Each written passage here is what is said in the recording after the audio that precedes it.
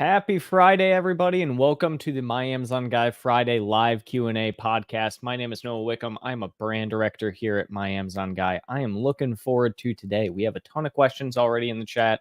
It's going to be a really good day. I'm looking forward to answering everything you guys have. If you have a question you haven't put in the chat already, go ahead and throw that in the chat now, and we'll get to it. If you are watching on Facebook or Instagram, I would highly advise come on over to the YouTube show.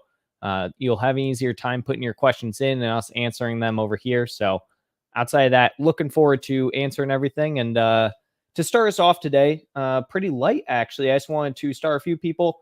Ian, thank you for becoming a member. Love to see that. Love to see new memberships coming in. Ian's just one say amazing day, mag team. Love to see you here, Ian. Thank you. And then on top of that, we also have Jeff for thanks for all golden nuggets. Thank you, Jeff. Let's see what your questions are here, Jeff. I saw you put a few of them in.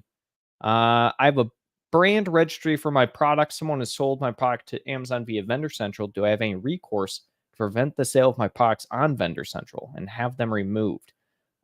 Yes and no. So you can technically still put this into brand registry. The likelihood of your product being taken down from Vendor Central is low, I will say.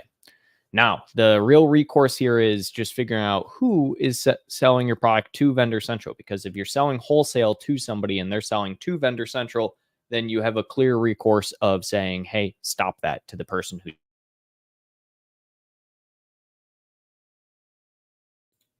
Mike got muted there for a second. But yeah, I would more than likely go that route if you can.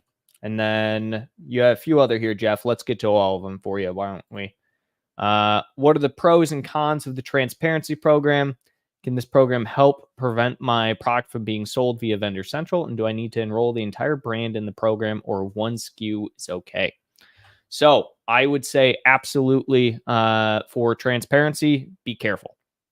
The reason is that transparency has a lot of pros and cons to it. The pros being that you have essentially authenticity certifications for your product now. You're able to really see who can and can't use or sell your product on the platform, and you can essentially really control the actual workflow of the product. Now, the cons of transparency are almost just as glaring, if not more so. That being that, one, you have to now label pretty much everything in transparency program. That creates issues down the line, obviously, whether you are resale, wholesale, anything like that. So another issue that I typically see a lot with transparency is people use it when they don't really have any resellers or hijacker issues.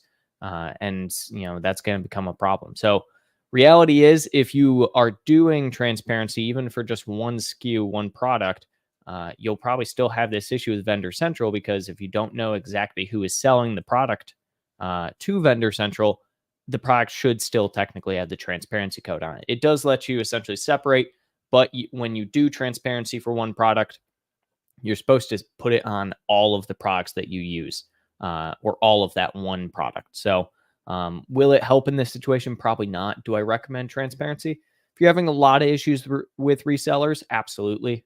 Past that, it's a little iffy on that standpoint. So hope that helps, Jeff. And then we'll get to your last question here real quick. Amazon has combined two of my products onto one detail page. Is there any easy way to have them separated, or is ticketing required? Ticketing is required. Just submit a quick ticket. Say, can we please split these variations? If it's a variation, if it's just a merge SKU, same exact thing. Just little quick ticket saying, please unmerge these ASINs or this ASIN, and go from there. It really shouldn't be that difficult. Amazon should be like, yep, no problem. Takes about 24, 48 hours, and you'll have your ASIN back to where it's supposed to be. Awesome questions there, Jeff. Thank you again for that $5. Let's move on to Furminator. Okay. I have a question about barcodes for food supplements. Is it better to use our own manufacturer UPC or FN SKU? Also, would you recommend using transparency program? Why and why not? All right. So first and foremost, I just answered the transparency. Recommended in some scenarios, but most of the time I won't recommend it unless you're really facing issues with resellers. It's usually other ways, supply chain wise, that you can go about it outside of transparency, which is just going to be an add cost and a little bit of a headache for most people and most sellers. That being said, I would always try, if you are able to, use your UPC, manufacturer UPC. Sign up for that on Amazon. You can do sticker lists at that point. The reason for that is, one, you're just reducing your costs overall. You don't have to print stickers from Amazon. You don't have to do anything like that with FNSKU. And it's going to be a lot easier for your internal tracking if you're just using UPC across the board. If you sell on more than just Amazon, you can use UPC at that point for everything. So absolutely go with UPC. Let's see here. Melissa, I sell face serums, and now all my listings are suppressed because they're asking skin lightening and whitening compliance. Oh, I don't like that. Do you know what documents I should provide, or should I appeal? You should appeal.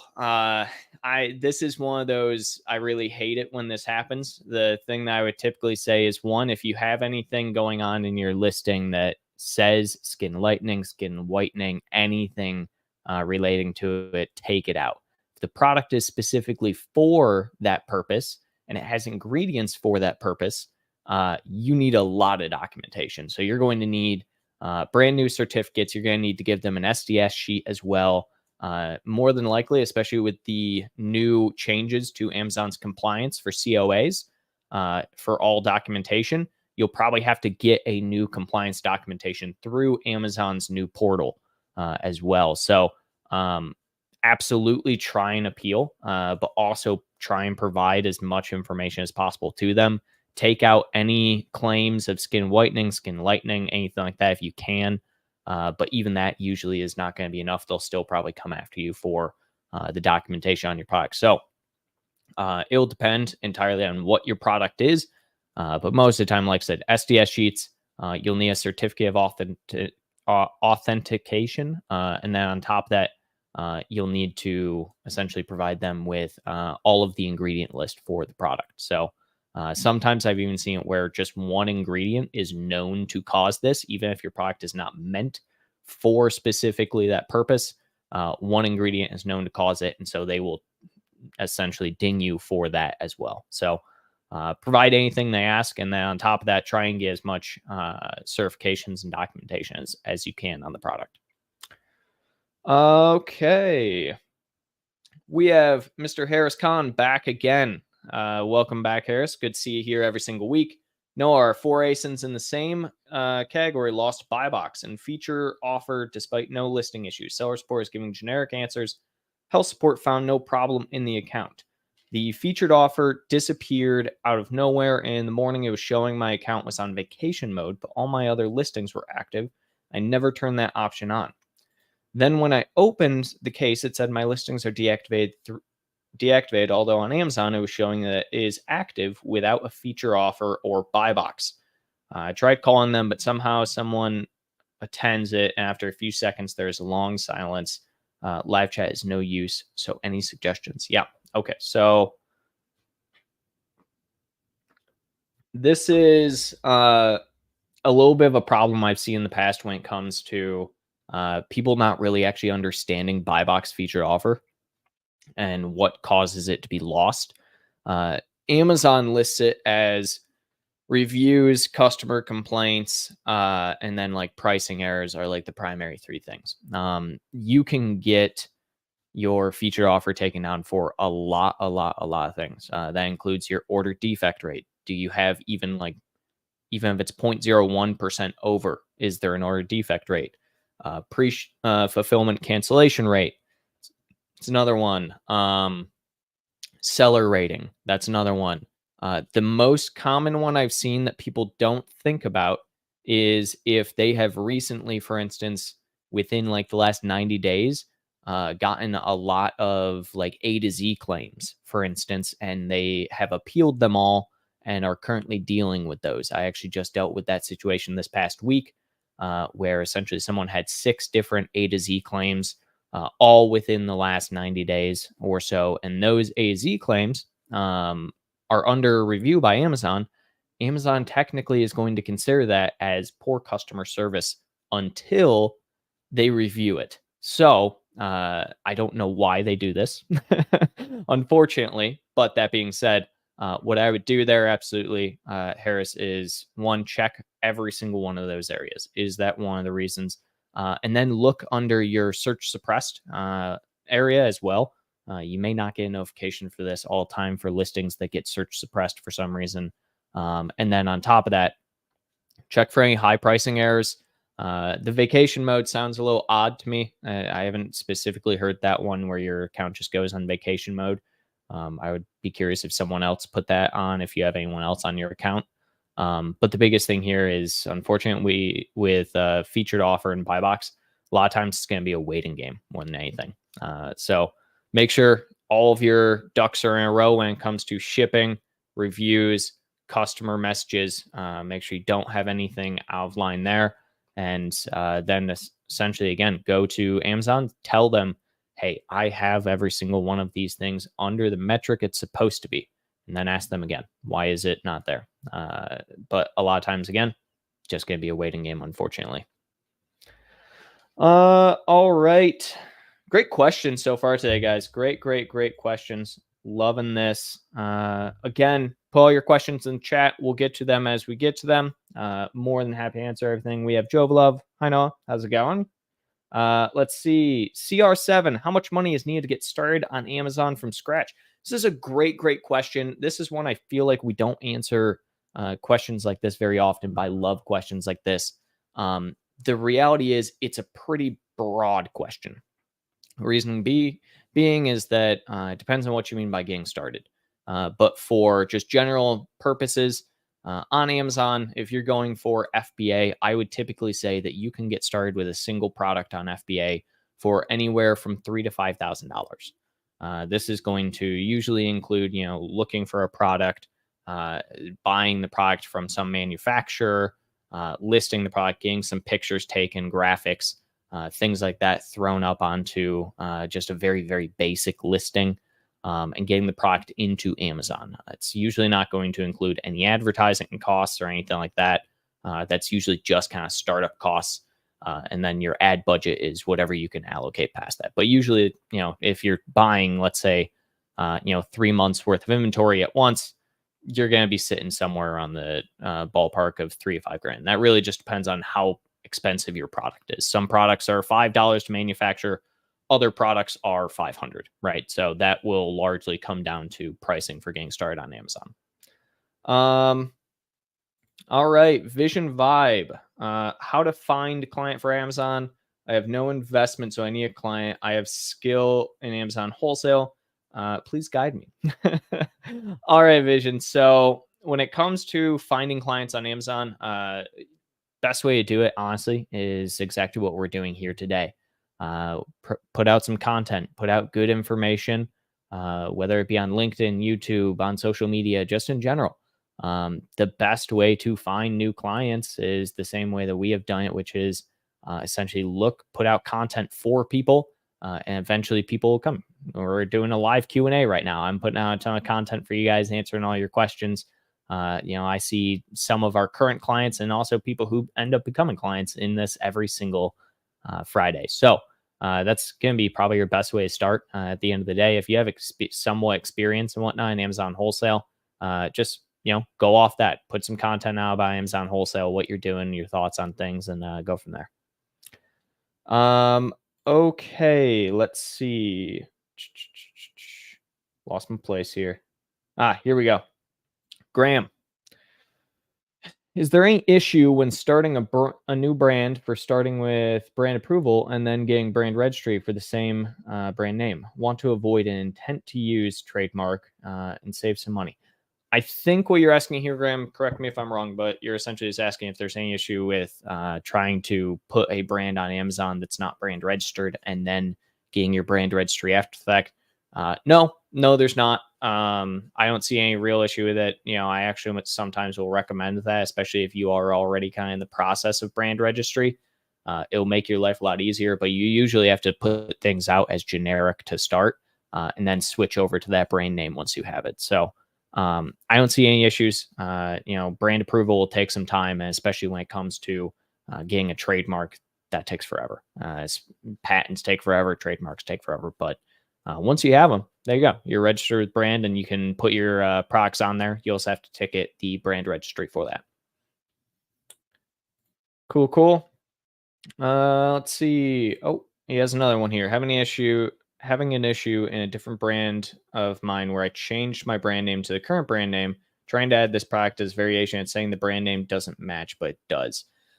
Ticket to both Seller Central and Brand Registry at the same time with the ASIN and show that it has the brand name and that it's attached to the current brand registry brand name. And then from there as well, Brand Registry should be able to help you out with that, and they'll try and push you over a Seller Central, who will then be like, "Hey, you need to go Brand Registry." The reason for opening both at the same time is so you get ahead of that. So you say, "Hey, they already told me I have to come over here." But yeah, that should be an easy way. And then as well, I always tell people with these cases, take a picture of the product next to your product packaging that has the brand name on it. Easiest way to get Brand Registry to do anything with a product. Great question there, Graham. Love that one. Robe. Here we go. We are the sole manufacturer and distributor of our product. We sell the product on our own brand website and Amazon. Our brand recently launched in Target, and we're selling a similar product, which is our brand. After submitting appeals for over a month and being unsuccessful, we increased our ASIN's price to match. Out of stock. When they come back in stock, will they likewise be suppressed, and unless we also price match? If so, is there anything we can do now, child ASINs, to help prevent this from happening? No. So the reality is, on Amazon, unfortunately, you have to have your price pretty much as close as possible to where it is on other websites. It's very common. I see people who are primarily selling on Amazon, but wholesalers to other people. I see them all the time where they will have a wholesale client who's selling it for 10, 15 bucks less than they are on Amazon. Then they get suppressed because of that for high pricing error. If you're going to be selling on other platforms, make sure Amazon is either the cheapest or at the very least the same price or around it. You definitely can get some high pricing errors and get suppressed if you're selling it on Target for $5 and on Amazon for $10. So unfortunately, no real way around that. Amazon's algorithm has just gotten way better at scraping other websites and finding the product and matching them directly. Used to not be that way, but it has in recent times. And so Amazon wants you to be really cheap and wants to be having everyone on their platform. So unfortunately, not much you can do there.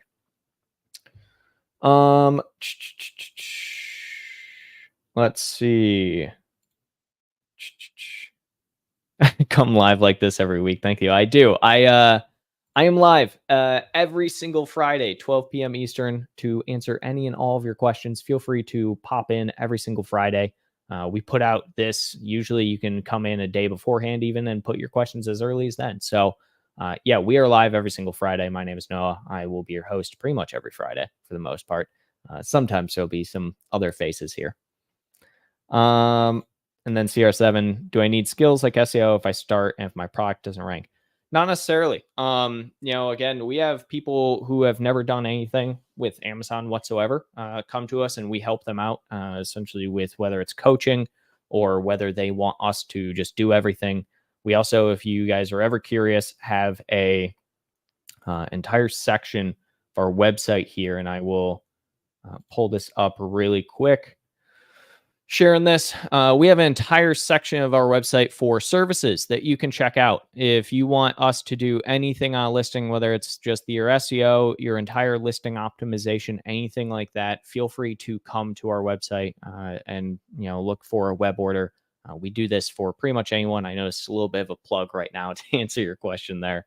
But I just wanted to make sure everyone's aware of it. We have just one-off services where we are a full service agency, so we will essentially do everything.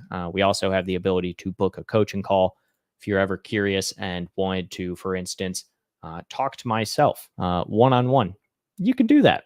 You can book a coaching call. So that's what I would probably suggest if you're really uncomfortable with it. But I would also suggest we have a ton of free material on our website talking about SEO practices, best ways for keyword research, best keyword ranking and indexing styles. Come here, do that, but you definitely don't need skills technically to start. All right, Oscar. My product is not indexed on Amazon. I entered the ASIN number in the search bar and my product does not appear. Amazon doesn't know how to solve it. The product is active but not indexed. So, two different things here, Oscar. Indexing versus ranking. Uh, Product indexing means that it is indexed against a specific keyword, and indexing is rank 300 or higher on that keyword. It means anywhere but 300 or higher in the rankings, you are indexed for that keyword. Ranking for it is between 1 and 300 typically. So when you're looking at ranking, I could believe if you're not ranked 1 to 300, that's pretty difficult to do. But 300 and higher is indexed. So what I would definitely have you do is one, check to make sure that you have the keyword actually in your listing first and foremost. Then two, advertise against that keyword. If whatever keyword you're trying to do there, advertise against it, and that's going to help you with starting to rank and index on that keyword, because if someone searches it, sees your ad top of search, clicks on it, purchase it, boom, you're indexed now. So definitely start there. Now, on top of that, Helium 10 has a great tool for checking the indexing and ranking of keywords on specific ASINs. Utilize that. That's a great tool to use. Oh, Zlef, I think. We sell shampoo and conditioner bars. I currently have these set under one pair in ASIN. This works well for cross and upselling on the same PDP. For keyword purposes, should we separate them? No. Keywords are ASIN dependent at the end of the day. So if you have variations, that's where it's going to be best. Definitely put whatever keywords you're trying to hit on for the specific variation, child variation, and on the ASIN. And then from there, again, once somebody purchases, same thing we were talking about, index rank on those keywords. Not really an issue to have them as part of the variation. Can actually help in some ways, especially if you have a hero product that you currently are cross and upselling with. So no issues whatsoever. There's left. All right, give me one sec, guys. This week in Stat T, I have Kool-Aid. I don't know why. I just do. All right. Let's see here. If I am selling 1, 2, and 3 packs and sent them all in for Vine, should I wait until Vine says concluded to variate, or can I variate even though all 30 products haven't been claimed yet? No. Wait until all of them have been claimed and the reviews have come in for them before you put everything together. That's going to be crucial, because that's going to give you your best chance of having all of those reviews, which would be 90 in your case if you've done 1, 2, and 3 pack. That's going to be a best way to go about it, essentially. But yeah, definitely wait on that. Let's see. Do you know all the documents needed for supplements now with the new dietary compliance rules? We have all of our COAs posted on our listing and sent in, but my products are still getting removed.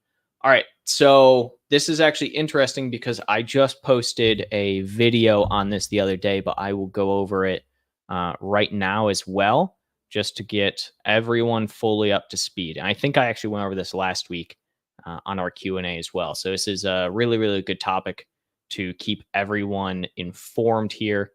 Let's pull this up real quick here, guys. For dietary, there we go. All right. So on Amazon, for those that don't know, they recently changed their compliance for dietary supplements. What this means is essentially if you have a dietary supplement or any form of supplement really on Amazon, and also a lot of other categories, they say supplements, but there's a lot of categories that need compliance documents. Anyways, you now have to do all of your compliance through Amazon and their third parties. Not sure why Amazon made this change outside of the fact that there are quite a few supplement sellers who kind of do a lot of gray area stuff and do a lot of editing of their documents and whatnot. So what does this mean? You have a new in the manager compliance dashboard. If we, for instance, had any supplements, they would show up here and you would be able to see your compliance status and if you have actions. So for your specific question here, check here. Go to your compliance. See if you currently have any incomplete requests for any of your products. That's going to be the number one thing you need to do. Past that as well, if you have any COAs for those products, which sounds like you do, COAs posted on our listings, sent in, but my products are still getting removed. The question I would then ask you, are your COAs actually relevant to those products? But you should have all of the information here. And if a big if here, you have edited in any way your COA, I would very, very much suggest that you go to one of Amazon's new third-party services for this, which you can just do by clicking the service provider network. It'll take you here to all of the new ones that they have. I would very much suggest that you do that, just because I have seen many supplement sellers in recent times getting suspended over the issues when it comes to actually having edited documents in COAs. So hope that helps. Okay. Where on monthly summary report can we see the new inbound fee? Did they combine it with FBA inventory and inbound service fees? Yeah, it's still just part of inbound service fees from my knowledge. I can check that right now, actually, but from what they were saying, it's just still going to be a part of the inbound service fees. It's just going to be a separate line item there. So when you actually pull the report, let me see if I can just pull that right now. I don't know if we have any inbound product. That's going to be the only issue.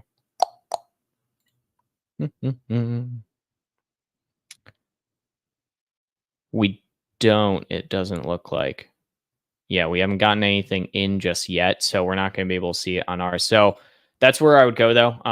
It should be under the inbound service fees. That's what the placement, I think, is what you're talking about, the new placement fee. That's what it's supposed to be, is a separate line item there under the service fees. And then on top of that, just check it, make sure. If you don't see anything there, take it to Amazon.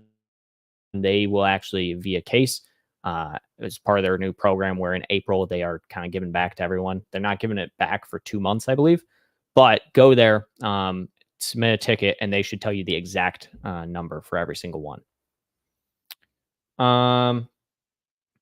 07, what's the rule of buy box? I'm not positive what you mean on this, but I think what you're probably asking is like, what is buy box and what gets you buy box? So buy box is essentially when you have the featured slot on Amazon selling. So when someone goes onto a listing, and if I go onto Amazon right now and I type in my favorite example, for those of you who have been around for a while, balloons.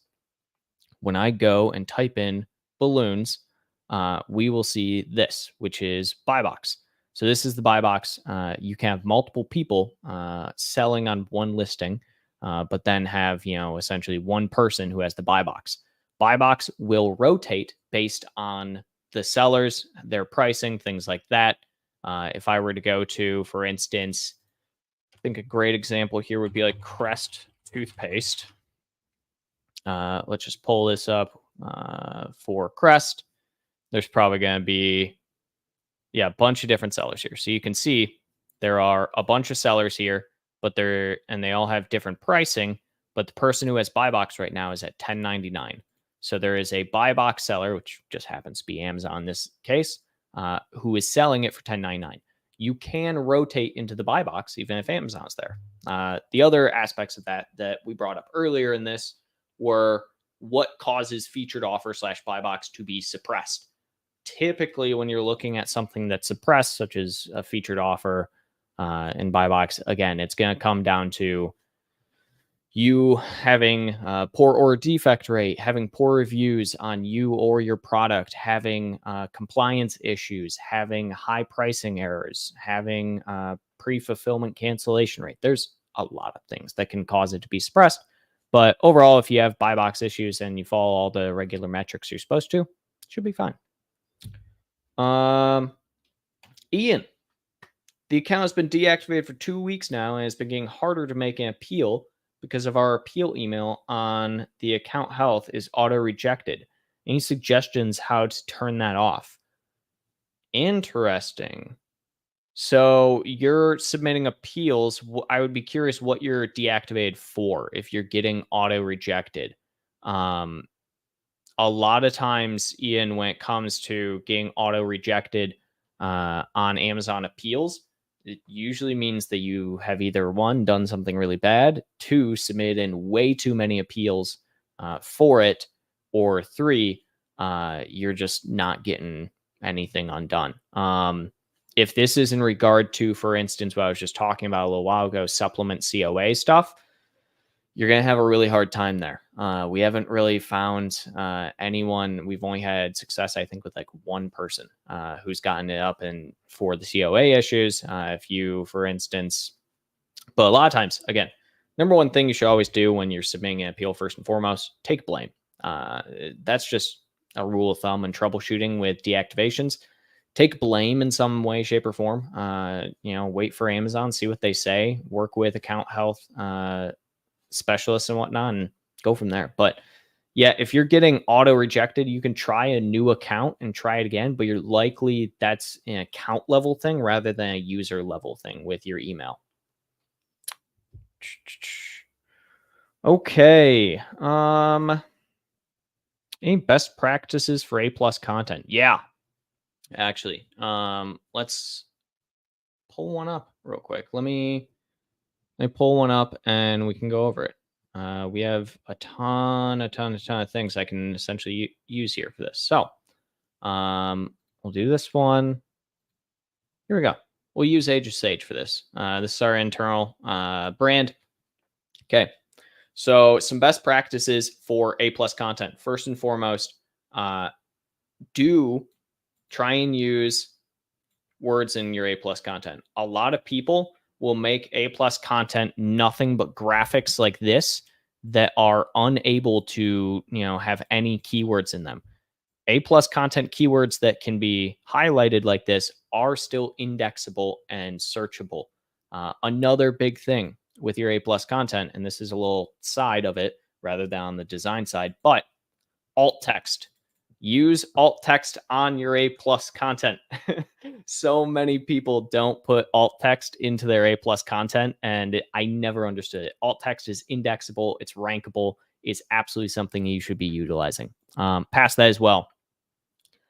Lifestyle, depending on the product, works really, really well. So as you can see here, for instance, we have lifestyle photo for the actual product in use. Another thing with premium is we can do things such as this. So if you have standard versus premium A+ available, that's going to be a big difference. One of the newest things that they actually released, we don't have it on this one yet, I believe, but they actually recently released the complementary product section that is technically A+, but it's going to be featured around here. So around the frequently bought together, utilize it. Utilize that. Utilize the ability to purchase. This is a great section to do upsells. Always upsell your other products. And then from there as well, I love when you're doing A+ content to essentially do separations. So utilize these separation lines. And then from there, essentially have your product lines, have a section for your brand, have a section that goes over the specific product, and then have a section that is just product dependent. So what I mean by that is you can see here, we're going over, hey, we have all of these different products, all these different lines for our brand. This is the harvest set going over upsell, right? But then on top of that, we have our sets for the different gift ideas. So the point being is you are giving both information on your product, always try and shoot for information. What is the product contained in your A+? But then on top of that, hey, we're upselling our other products within the brand set. And then you can, again, add the products down here. This actually a great follow-up to this is what I was just talking about from Mr. John Aspinall. Hey, sir, glad to see you in here. Missing you. New secret A+ module looking. I'm not sure if I can even pull it up right now, John, because we are just now rolling it out onto some different listings, but it's good from what I see. Yeah, we don't have it on any of these So let me just do this just for everyone's reference. What he is referring to is the new A plus content module. It's really cool. It's something that I have not seen in a while. Them make really a change like this to A plus content. Essentially, where it will be is when you are adding the new complementary products down here by frequently bought together and products related to this item. You're going to have a new section. This section is going to be very similar to your brand story. So we have our brand story and we're able to essentially go through it, talks about the brand. This also, along with A plus, something I would very heavily advise everyone add on. But past this, you're going to be looking at essentially having your complementary products here. I haven't seen it in action yet, John. I'm really excited to, because we don't get A plus updates very often, and especially ones that kind of change the entire PDP as a whole. So excited for that. Ali, good to see you, sir. Glad to see you here. Thank you. Let's see. Do you recommend enabling Amazon Pay for buyers? Yeah, absolutely. If somebody can buy for or with Amazon Pay, absolutely they should. I don't see why not. That's pretty straightforward. Nikki, how do I take a client's brand from Vendor Central to Seller Central? They're asking what they have to do on the Vendor Central to close everything out. Oof, oof. So the reality of this is you can never fully take something off of Vendor Central. If you set a brand up and do everything on Vendor Central, even if you switch over to Seller Central, you still have to utilize Vendor Central. It's a very, very dumb way that Amazon does it, unfortunately. But the positives there is that you can still utilize Seller Central. You can still utilize it for advertising, get brand register or attached to your brand registry and handle everything through those means. But the unfortunate part is that your Vendor Central will always have that parenting authority over top your listings and whatnot. So that means that Amazon, if you're still selling through Vendor Central, will have the final say there. It's really a pain in the butt. And the only way to really get past it would be brand new listings in Seller Central. But you can usually just connect the VC and the SC side, and you shouldn't have major issues at that point. So that's what I would probably do. But you're never going to be able to like fully close everything out and still, I should say, retain that ability in Seller Central without starting a little fresh. Harris, we got some more questions from you. Although another problem I have received is that my UK account got a VAT verification notification, although I am non-UK entity, so I'm dealing with all the documentation for my accountant, but the disbursement is going to get blocked in all marketplaces, which is kind of absurd, as my UK account should not impact other countries' seller account. Any suggestions if you have faced one of your clients? How did you handle this for non-UK residents? You have to have VAT, even if you're not a non-UK resident. If you're selling internationally, you have to, in Europe, I should say, you have to have a VAT code. That's just how it is. I don't know why some people don't or try and get around that. I mean, you have to pay taxes in the places that you sell. Unfortunately, we all have to pay taxes, right? But there's no real way to get around having to have that. As far as Amazon holding your disbursements, that's a bad situation. You can try ticketing Amazon, but when it comes to them holding disbursements, and especially with taxes and verification, they're essentially trying to verify that you're not just a fraudulent person who is committing, tax fraud, things like that. And that's why they're holding the money, because they will have to, essentially take action on that if you were to be that kind of person.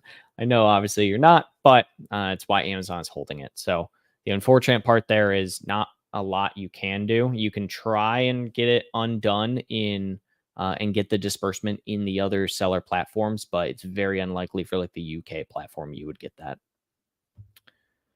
Let's see here. What are challenges of wholesale? Really appreciate your response. Challenges of wholesale. Oh God, where to begin? Let's see. Finding products and good brands to sell, dealing with other resellers and the loss of buy box, dealing with Amazon constantly changing who can and can't sell on certain listings. there's a lot of problems with wholesaling. It's still a great, great model. I love wholesaling. I've worked with a ton of clients who do it. Really just depends on how you're going to go about it. Right now, for instance, on the Age of Sage account, a lot of it is being turned into wholesale arbitrage. So there's a ton of new products there for that specifically. It works really well. They're buying pallets in bulk,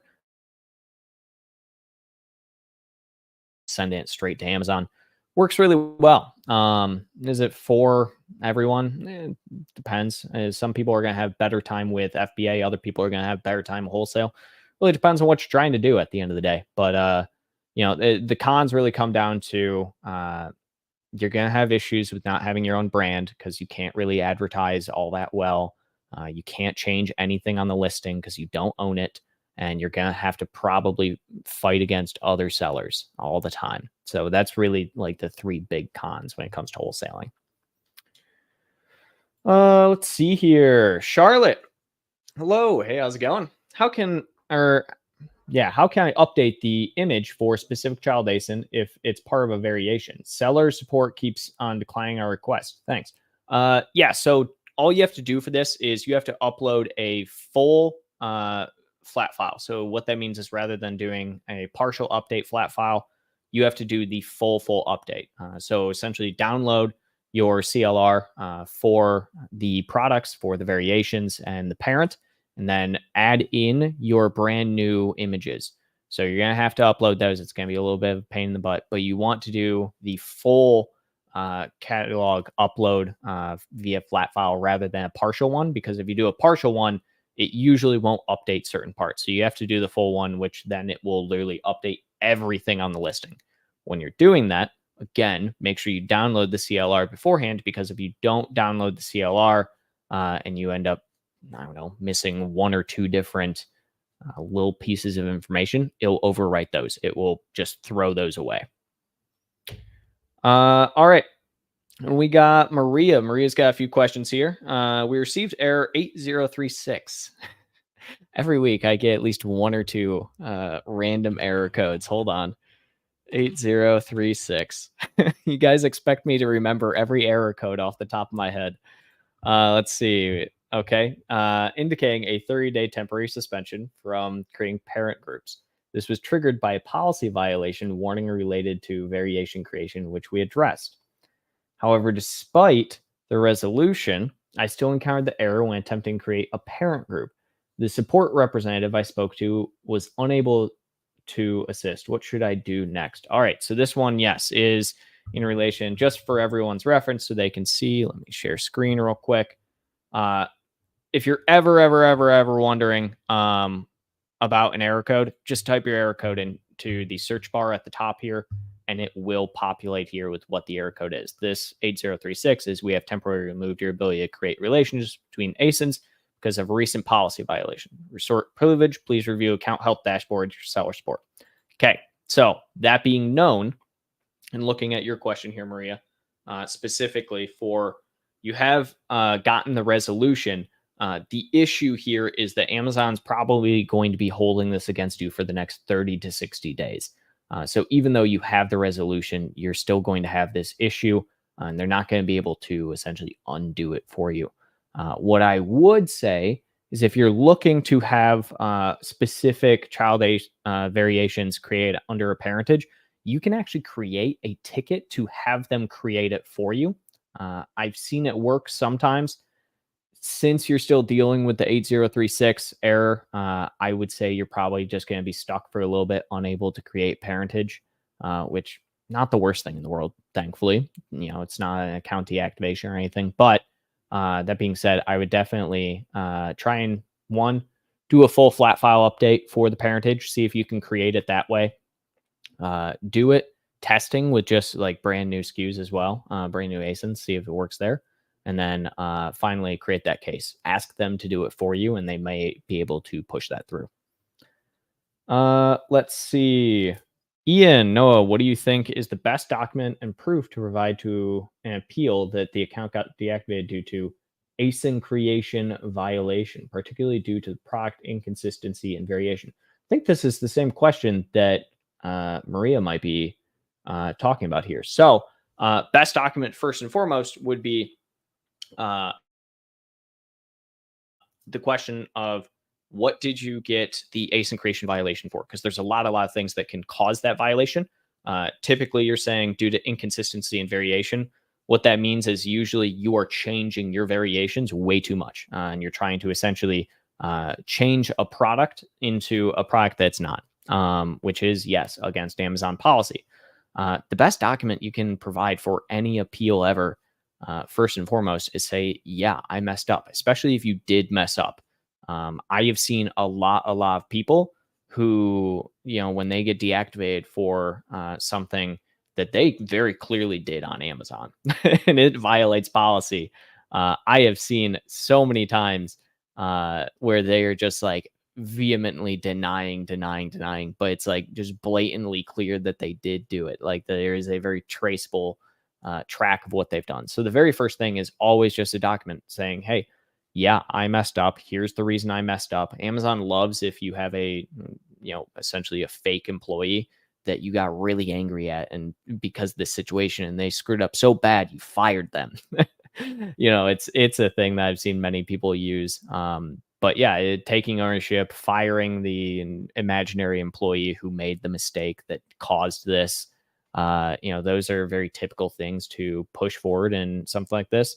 If you didn't do it and it's something you actually didn't do and you're unsure as to why you did it, one, verify, look at the seller policy for this and to the T, make sure you followed it. And then past that as well, submit to Amazon, again, just a document showing that you didn't. The best way to do that is through screenshots, logs of history logs. So for something like ASIN creation violation, I would go and look at your like flat file upload sheet. Do you have in recent times 150 different flat files that all had the same exact ASINs on them? That, or the new ASINs on them, and you did that over the course of 24 hours, etc. Yeah, you're probably in the wrong there. If you don't, take a picture or take a screenshot, add that into the appeal and say, hey, I would like to know why this is happening because I'm very clearly not violating X, Y, and Z of the policy. The best way, honestly, just any document, upload it as just type something out in Word or Sheets or Google Docs, and then save it as a PDF if you ever upload it. Don't do anything that's just like a Word document. Always upload PDF only. All right, let's see here. Graham, thanks for answering. In response to my first issue, I've always been told not to list a product as generic. Can we list it as the brand name we intend to use? Would it cause issues getting brand registered? No. It won't. It's not going to cause issues there. You can have some issues down the line with just trying to switch the brand name. But if it's the same brand name that you're going to brand register, the only thing that I would be careful of is just making sure there's no one else with that brand name. There's no other brand name, and you might have some issues getting that brand name if it's not already in brand registry, just because Amazon's going to be like, well, what's this brand? We don't have any record of it, right? You can still usually do it with a little finagling. It's not horrible to have a product listed as generic. The only issue is that you're really opening yourself up to brand hijackers, but you're still going to be pretty open to them, even with a brand that's not technically brand registered. So hope that helps, Graham. Let's see here. New Amazon requirement from AMZ News. Thousands of customers who have products with coin batteries are flagged and will be suppressed if they don't get some certificates. Yeah, this again goes with I'll try and pull this up again for everyone. Yeah, so this goes again with the same exact thing we were talking about when it comes to the new certifications. They're doing it, it says for dietary, and I can't for the life of me seem to find the article now that I just had pulled up. Here it is. Here's the one for the buttons and coins. Let me share my screen here for everyone so we can go through this together as a team. So zoom in here for everyone for the new requirements for consumers. Effective immediately, if you sell consumer products that contain button cell or coin batteries, you must provide the following documents to ensure compliance. Proof of compliance with Underwriter Laboratories General Certificate Conformity. I'm going to take a wild guess, say that the reasoning for this is because of the new regulations that came out around them. So in the past, you could used to have these kind of things. The reality being is that a lot of different sellers that I know already had these issues. This isn't really something that's all that new. It kind of was more of a, if you had these issues or if you did not have these issues beforehand or have to submit any of this documentation, you were kind of skirting by. But nowadays, it seems that they're wanting to do it for everyone. So they're going to suppress listings if valid compliance documents are not provided.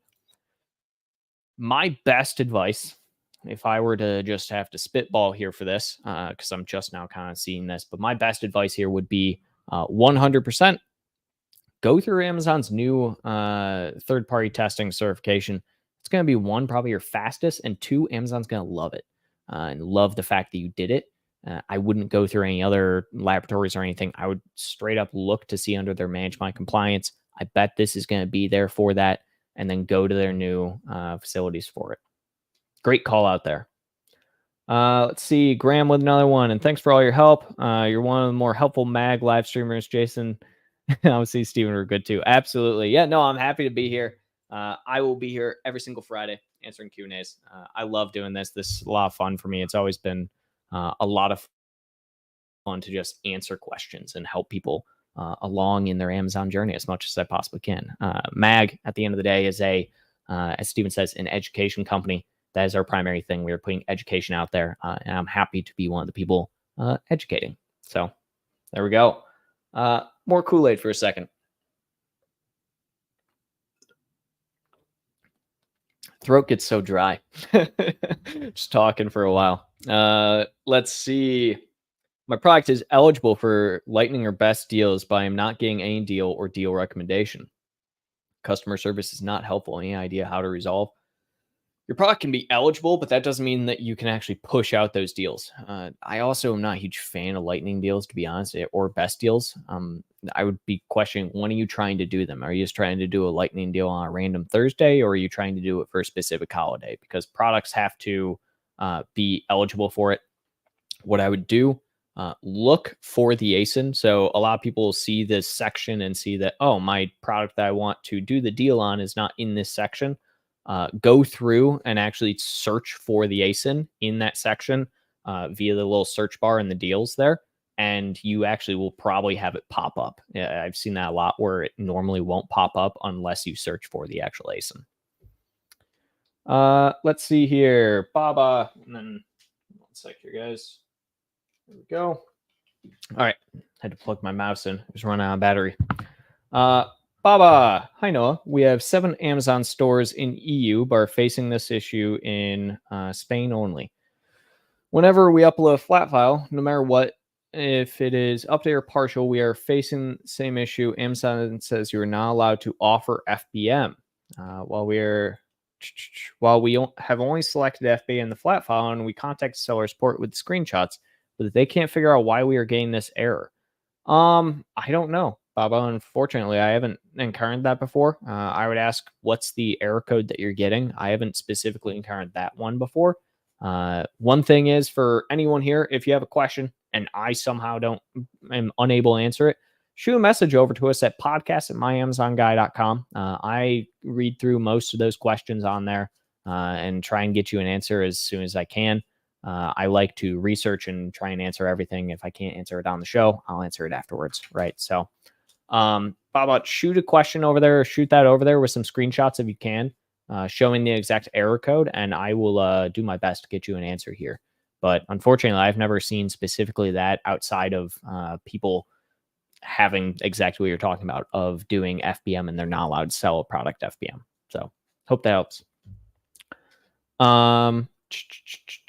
Let's see here. Nikki, my client's brand has ton of duplicate listings all over Amazon, outdated ones, ones under a different brand, etc. My question is, what's the best way of getting rid of fake/old and merge legit ones?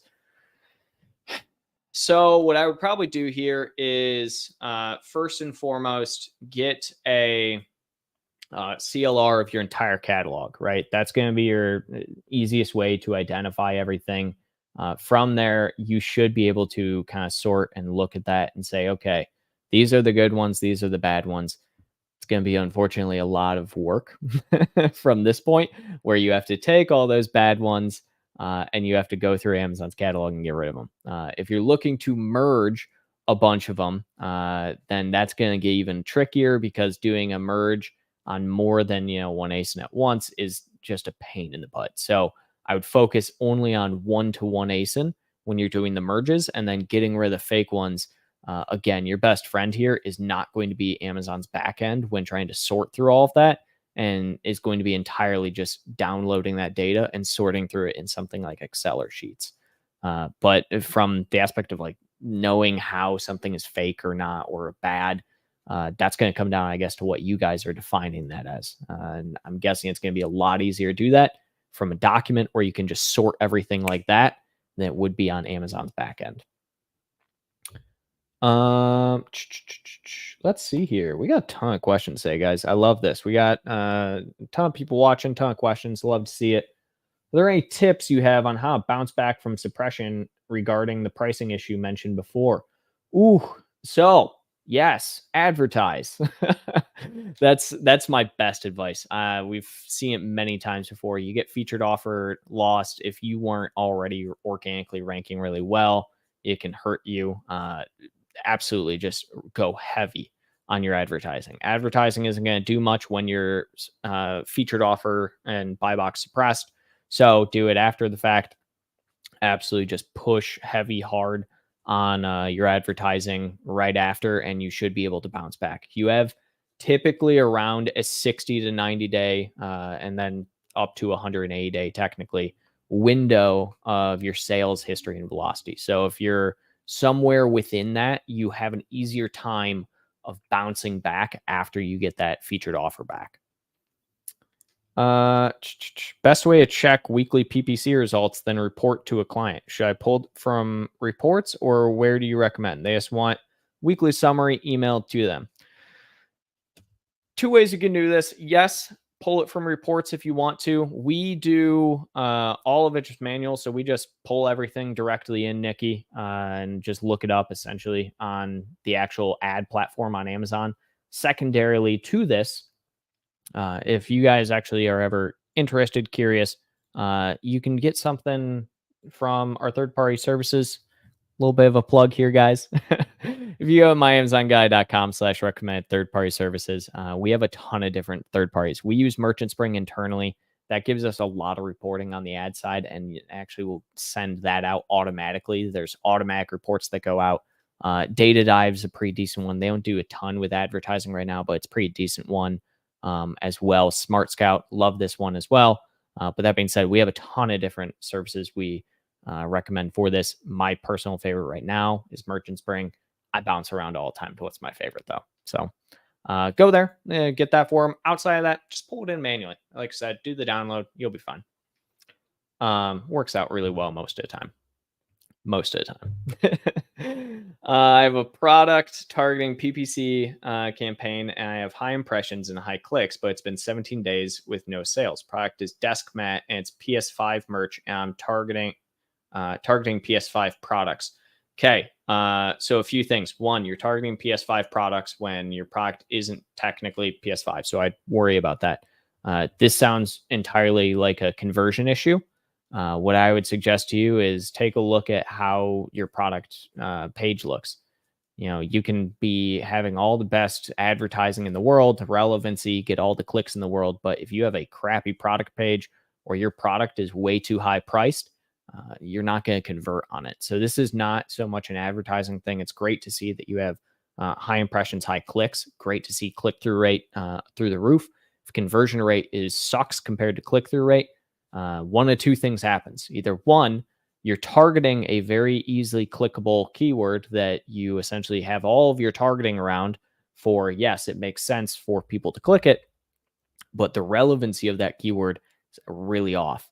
For instance, if someone is searching specifically for PS5 controller and you are targeting that keyword from the perspective of selling a desk product or whatever, desk mat, that's what it is.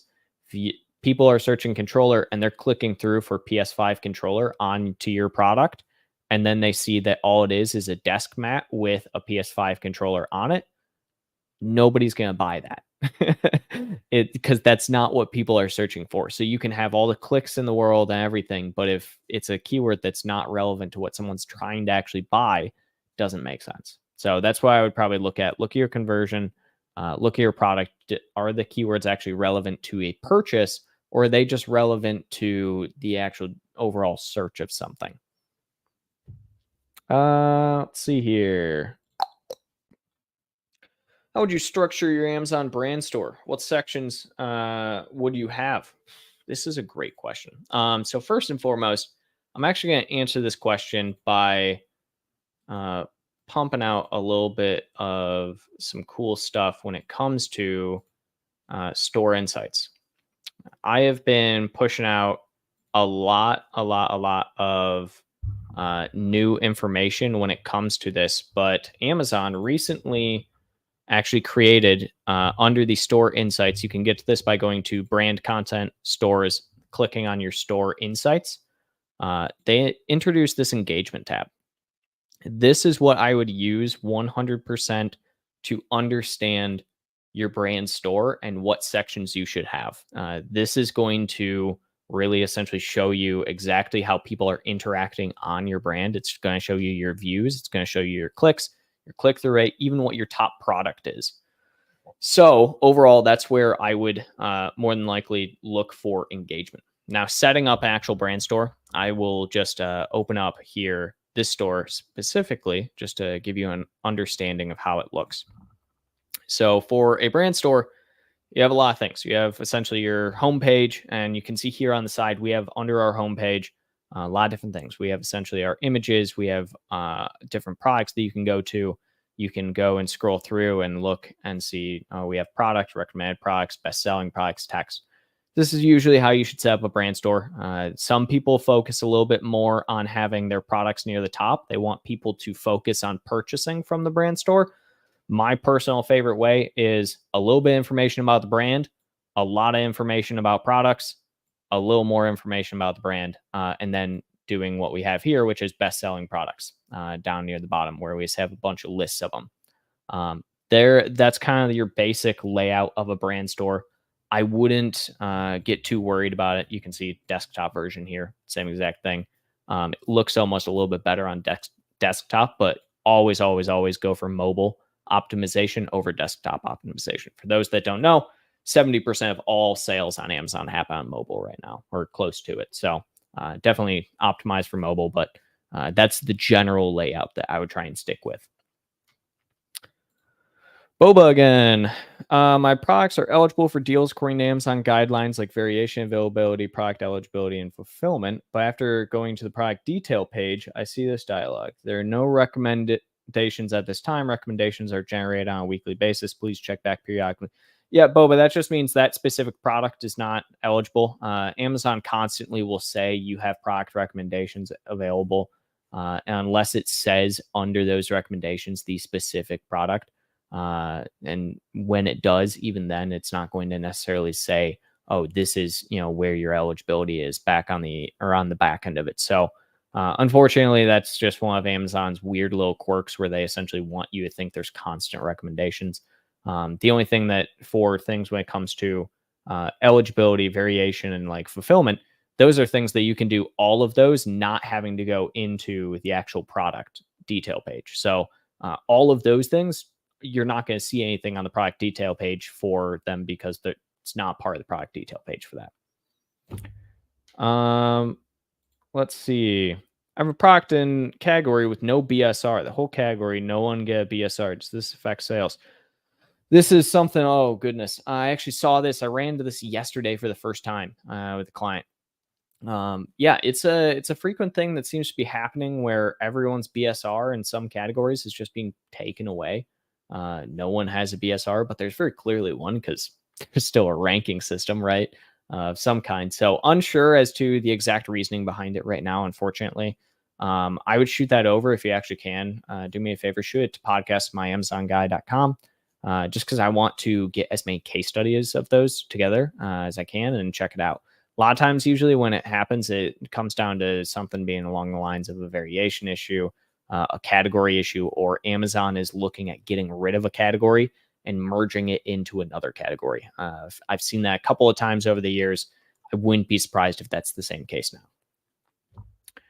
now. Let's see. I'm selling white label FBA, but would love to get into wholesale, but I have no idea where to find wholesale products to sell. Any ideas? Yeah. So I've covered this question, I think even today already. Find pallets, find pallet liquidation. That's going to be a great place to start. Go pallet liquidation.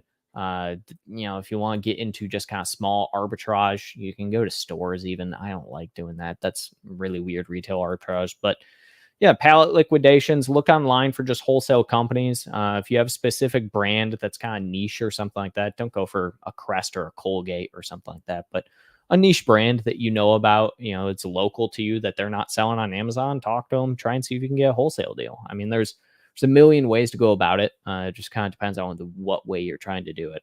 Unfortunately, there's no right answer here. I think it just depends on what you really are trying to do here. Let's see here, guys. Love all of these questions. I don't know if we're going to be able to get to everything today. Guys, we have a lot of questions, not a ton of time left, but I love how many questions we have this week. The monthly revenue from business report is different from the payments report repository. Assuming the latest is more precise, how can I find the number of units sold for that month? So your number of units sold for that month is always going to change for 30 days after. I mean, not always going to change, but what I mean there is essentially the units sold can change because people can return products for 30 days after the purchase. So if someone buys something today on, the 19th, April 19th, they have until May 19th to return that product. Until that time, you're from April 1st to April 30th. If you're looking in May, there's still time for that number to change. So it's always going to be 30-day lag behind technically for that. If you're dealing with just a couple of bucks here and there, I wouldn't worry about it too much. If you're having major issues, always go by whatever disbursement was. Go by your payment report, just because your payment report is going to be the most accurate thing. It's what Amazon is holding your money and paying you out for.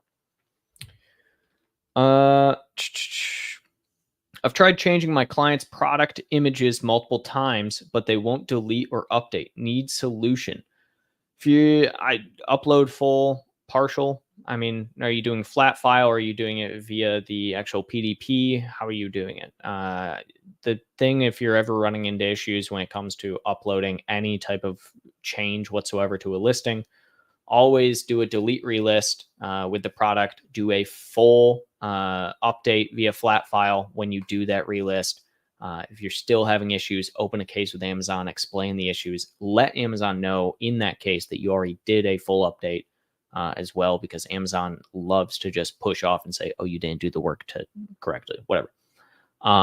Always do that. Always do that. And then, yeah, I mean, unfortunately, without more info, I can't really help you a ton here. The biggest thing, again, is just delete relist will be your best friend. Full updates via flat file, be your best friend, and go from there. Let's see, Harris. For my ASIN buy box disappeared. For all the listings, my account have no issue with with reviews, chargeback, or anything regarding listing. However, I have 95% of market share as my price is good in market, but not too low or high, but in between competition. I spend countless hours on A+ content, watch so many AMZ PPC videos to become bestseller. So it seems unfair that my listing is better than all the others sellers. If I wait too much, might lose BSR and Amazon choice. I need quick solution. Any suggestions? Unfortunately, not a ton. My big suggestion is keep pushing Amazon via the case log without me directly kind of being in your account and seeing it. I mean, it sounds like you don't have any issues, but for the same exact situation, I was on an account this week. We thought, oh, there's no issues on whatsoever, similar to your situation. And then all it took was essentially 2 minutes of being like, oh, you ended up having, 3 different claims or safety claims recently, and those are issues. You end up having, 3.5 different A to Z claims come through, et cetera, et cetera. So unfortunately, not a ton. The biggest thing, like I said, is continue doing what you're doing. Make sure your product isn't in a suppressed category. Check over all of your keywords and all of your copy. Make sure you don't have anything that's going to get you suppressed there. Every keyword, even if it's a typo, for instance, can get you something happening. So try and make sure you're checking through it. Don't have anything that's of sexual nature, et cetera, or that's banned on Amazon. Maria from BIA, thank you for suggestion. No, I appreciate it. Not a problem, Maria. Let's see here. Hey. Which off Amazon advertising gives the best bang for the buck? That's oh goodness, which one? There's so many to choose. I like Google. I like Google SEO. I like Google Ads. I think that's probably going to be one of the best. TikTok for Amazon has been pretty good as of lately. I like that one a lot. You can try Instagram Meta Ads. I think that's actually becoming or coming back, especially since Instagram and Amazon paired up to where you no longer have to go outside of the Instagram app to buy on Amazon. I think that Meta is becoming a lot more popular for off Amazon advertising. It's something we're testing out as well. So that's kind of my tier list. I mean, the reality is it kind of depends which one works best for your product type. I've seen people who they have great search volume on Google, right? So Google SEO and Google Ads is going to be their way to go, but other people are very, very social media dependent for TikTok and whatnot, and have trends going on, things like that. Really will depend there on what you're wanting to deal with. Influencers, up in the air. I think their UGC is a really, really, really big thing right now. And that's probably going to be my top answer if I had to have one is UGC.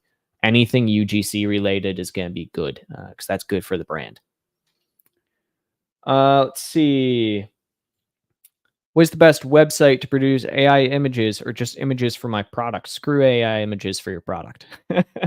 Hate to say it. I hate to say it. I don't like the trend of people using AI images for your product. For your reference here, Amazon actually has a section on their website under creative tools called image generator. You can use this and create AI images. I will do one right now while we're just talking about this. I'll do that product in a kitchen. No theme, generate. So Amazon will do this. They will have this image generation. I've seen people use stuff like Claude before. I've seen people use stuff like, what's another one? Captive AI is another one. Reality being here, I mean, there's services for it, but I really just don't think that AI images are good. I think they're screwy. I think that they usually look pretty bad. When this image populates, I would guess that it's going to look bad. As you can see, we have two different versions here. We have one where it's a kitchen background and this product is the size of a man in the middle. And then the other one is thankfully, well, actually, I was going to say it's on a counter, but no, this is another man sized gummy here. So in a kitchen. So my point with these being is that AI imagery for products, I think it's decent in some cases, scenarios, but I really just don't suggest it. The majority of time, it's usually just not going to look good unless you get product photos specifically taken for it. All right, Ronald. I have generic listing, although we have a brand, but sell the product bulk without packaging on Amazon. So I have no way to show item branded as brand, not on item. How to make it branded to Amazon? So unfortunately, you can't. I mean, the thing is that you just need to update your packaging. That's my best suggestion always. Update your packaging, have the brand stamped onto the actual box if you have it, or if you have stickers, throw the sticker on the box. Update it that way. It's you can't really just have a generic brand or a generic product that you're passing off as a brand, even if it's like white labeled, and then also not have the brand anywhere. Like If I took this deck of cards and then tried to sell it somewhere and said, oh, this is Noah brand, but I had no branding whatsoever of the brand on the deck of cards, how's anyone going to know it's my brand? So unfortunately, Ronald, what I would probably just tell you here is you need to update your packaging. You need to update to make sure the items are branded, because Amazon's not going to believe that your brand is anything but generic or any other brand if it doesn't have your brand name on it. Ian again. No, Amazon policy states that the document needs to be directly from third-party lab to Amazon. If we will not proceed, will there be any options for us aside from going through Amazon new update? No, there won't. So, unfortunately, there's not going to be any choice here, Ian. You have to go through Amazon's new third-party testing. It's just a matter of Amazon at this point in time. That's just how it is. Amazon wants to essentially keep it that way where they are having the control over it. The point being is that essentially a lot of people ruined it for everyone, or a couple of people ruined it for everyone, because people would be editing COAs of all kinds, would be editing their documentation, and because it's just easier and they believe it's fine, and guess what? Now it's not, and Amazon is going to make everyone do it through their system, which I don't like, but it's one of those things that you just have to deal with as a seller on Amazon, unfortunately. All right, guys, a couple more minutes left here. I'm going to try and get through as many questions as I can. We're just going to speed run this. What strategies I have to apply for high competitive products? Just create the campaign and slowly lower the A cost to rank on keywords by getting more sales. We have good reviews, but high A costs, or lower the price than competitors and sell sometime at a loss to rank on different keywords. What do you suggest? I don't think you ever should sell at a loss. I mean, unless you're really needing to. But definitely, if you can lower price to some extent to compete more, do it. Price is the number one converter on Amazon. There is nothing else in the world that will ever convert someone better than price will. You can have the best product ever that has ever existed, and if it's not a good price, people aren't going to buy it. It's just if someone has one that's 95% as good as the best thing ever and it's half the price, they're going to buy the 95% one. So price is always the highest converter. If you can lower price, do it. For high competitive products, the real thing when it comes to advertising them, you're probably going to lose some money at the very start of it. Being in the red with advertising, especially with super high competition, is pretty normal just because you're trying to rank up as fast as possible. I'm not going to say that you should absolutely be losing money, but you should be spending quite a bit of money on your product to begin with on the advertising. The only thing I will say, at launch, we have a strategy of essentially start 50% of what you want your list price to be. The reason for that is that it sets you up over the next 8 weeks, if you keep raising it over time, to have the best positioning and ranking possible at the end of your honeymoon period, essentially. So hopefully that helps. All right, James. I launched a product and went out of stock very fast, 20 units a day. I just came back in stock. How can I re-rank and restore sales, but keep them capped at 5 to 7 a day? I raised my price above list price on accident, lost featured offer, fixed that back to below list price and got featured offer back, but still haven't sold a single unit since, which is strange. Yeah, typically, James, so you're going to want to focus on your advertising now. That's where you probably lost a lot of ranking. Going out of stock on Amazon is kind of like your number one capital sin, especially on a new product. So definitely focus on your advertising to try and regain sales velocity there. Really, that's the unfortunate part. You can still make it back, absolutely, especially if it hasn't been that long. Capping to 5 to 7 a day, that's a bit harder to do. Just because you can only really do that by raising your price. But yeah, lower your price again, and then go back to advertising as hard as possible on that top keyword that you were doing well on, and you should be able to get some ranking back. Okay. Do you recommend Amazon Seller Wallet for international sellers, or is it better to use external services such as Payoneer, etc.? Amazon's internal service with Seller Wallet is fine. I don't really have a preference personally. I've never really had much use for either of them, but If you can use Seller Wallet, go ahead, use it. Payoneer is fine as well. Doug, struggling to understand physical versus virtual bundles. I want to start packing different products together, but don't know how to best set those up or what approaches. Any good resources? Okay, so here's the difference between physical and virtual bundles. And I will just open my screen. Give me 1 second. Here we go. All right, so let me do this. Here is the virtual bundle page. So, Doug, virtual bundles, one, are FBA only. So it means only products that are currently in FBA. They have to be the same brand, and you have to put them together. So you can add a product. If I wanted to add, for instance, this one where it's one of our wholesale gun holsters, and then I want to add another random gun holster. Cool. I am done adding these two different products, two completely different. You can't do the same product. It has to be completely different products together. And I can now create this as a virtual bundle. What this means is two different ASIN products in to Amazon as their own individual components as FBA items. And Amazon will then take those items and put both of them together and ship them to the end consumer when they are purchased in this virtual bundle.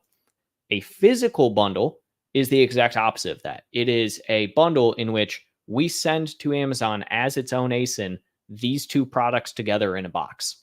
So essentially, what it sounds like you're doing is you're trying to package your products together in one box. You need to create your own listing for that package. That is its own product where you have both of those together.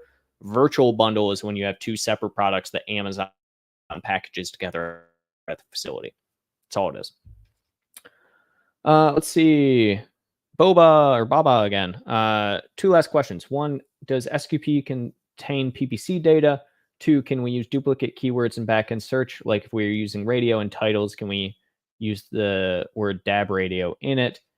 Because otherwise you can't fill those 500 characters. Answer first question. One, for SQP, I mean, yes, technically, it's just keyword data. If you're talking about if it includes what people are like purchasing against keywords, that's all it is. It's just keyword data. For the backend search, yes, technically, you can use anything like that, but with the 500 characters, watch out. They're getting rid of that probably sometime soon. If you're talking about the generic search terms, things like that, they have been taking it on, putting it back on, and so on and so forth. So watch out there. But yeah, you can absolutely do that. Bye-bye. All right, guys, I'm going to answer your last few questions here, and then we got to wrap it up. Are you hiring for a product lister? So we don't have a specific job called product lister. If you want to check out our jobs, what I recommend you do is go to myamazonguy.com/jobs. Check it out. We have a million jobs that are always available for US and international. We don't have a job called product lister. We don't do just product listing. We usually would call that Amazon specialist. And they're someone who does a lot more than just product listing. Chris, lack of resources, distracted by other sales channels. We haven't properly managed Amazon. Result, too many resellers of our brand. Told we need to clean this up before other steps. Yes, how best? Ooh, okay. So we started today with this Q&A out with talking about transparency program, and we had a lot of questions around and when it would be good to use, when it wouldn't be good to use. This is the perfect case of when to use it. If you have been neglecting Amazon, or you are just getting onto Amazon for some reason, right, with your brand, and you are seeing you have a ton of resellers, Chris has great point here. You should absolutely be doing transparency program. This is a great example of where you are trying to limit who has access to sell the product. Now, transparency program, not going to work super well if all of these resellers are FBM. So that's the only thing taken in consideration. Transparency will only really work for FBA, but you can still push that it's authenticity only if it has the transparency label. So that's where I would probably start here, Chris. Past that as well, brand registry will be your best friend. Use brand registry. Anytime you see somebody who is selling your product, the only thing is if they're selling authentic versions of it, that's going to be a problem. And then on top of that, cut down on who you're reselling to and wholesaling to. That's going to be, number one thing there. All right, let's see. Ian. One ASIN has been search suppressed because main image missing, probably removed by Amazon. Yes, we uploaded it again. Amazon initially accepted it, then search suppressed again. What can be done here? Fix suppressions. Image meets requirements, no error when checking submission status. How to get ASIN up again and display the main image, please. Thanks for answering questions. So yeah, no problem. So typically speaking, when we're talking about image suppression on ASINs, it's normally not because Amazon's just taking it down. There's usually something else going on. What I would probably recommend you do here is check to make sure that the image isn't violating anything. So a great example is, let's say you have something talking about like bugs, keeps bugs away. Amazon's going to look at that image as a pesticide claim. And so you want to make sure that you're not going against any of that. Make sure that essentially if your PDP is still an issue, you can always do a delete relist. That's what I would probably try as well. But Amazon should also tell you a specific reasoning, and you can always call Account Health Assurance, and they should be able to help you out here. All right, guys, we got like 2-3 more questions, and then we're gonna wrap it up here. Okay, where should I go for the best images? Best photo shoot site for outdoor lifestyle.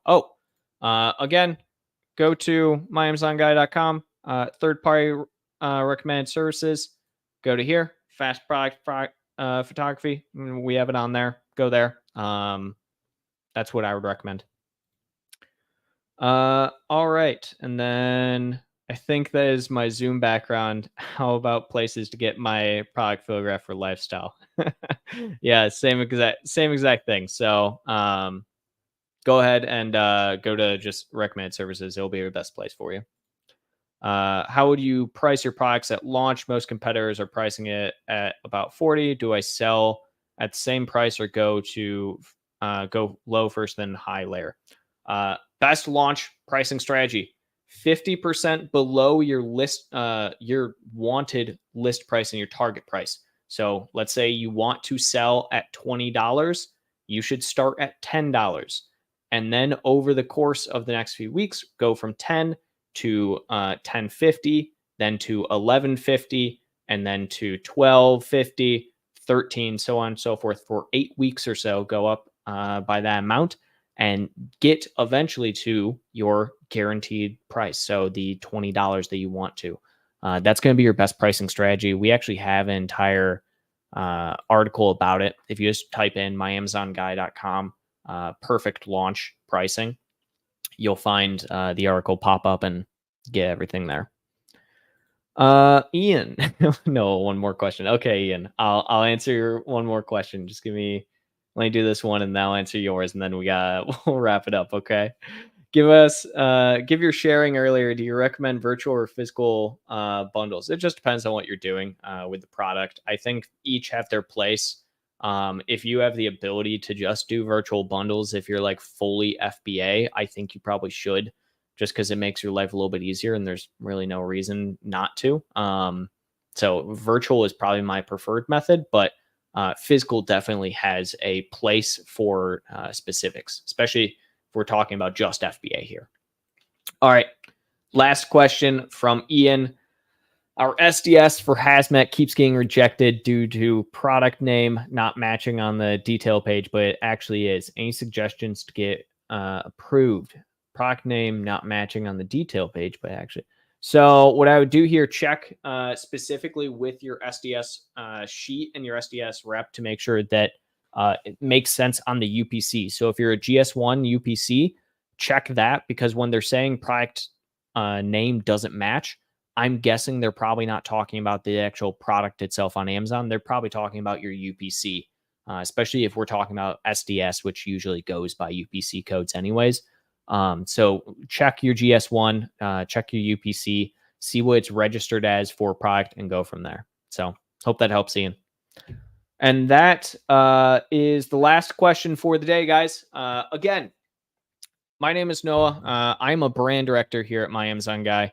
I do this Friday Q&A podcast every single week. We are My Amazon Guy. Oh, wrong screen. There we go. We are My Amazon Guy. We are a full service Amazon marketing agency. We do a bunch of other stuff too. We build Shopify stores. We do Google Ads, SEO as well, all sorts of stuff. So feel free to contact us, reach out for anything you're really looking for, and we'll probably be able to handle from there as well. If you are looking for SOPs, we have launched our SOP library. You can purchase all of our SOPs that we use internally. Highly recommend anyone check that out for anyone looking. On top of that, we have an entire course catalog. Go ahead and enroll in our courses. They will teach you essentially A to Z everything you need to know when it comes to anything to do with Amazon. We even have some stuff for Facebook, SEO. Careers. We are always hiring. Right now, I especially would like to get some more people in for some specialist roles and for some brand management roles. Absolutely. We are always hiring. Feel free to come to our careers tab, jobs, and apply for us. On top of that, if you guys ever are looking for some one-on-one sessions, anything like that, we do coaching. I am one of the coaches. So yes, you can come here and thankfully ask me a question on the Friday live, but you can also come to our coaching and specifically just get a one-on-one session with me, and I will help you dive in and solve your problem. So again, I will be here every single Friday at 12 Eastern, and we will answer every questions. I'm looking forward to see everyone next week. Thank you, everybody.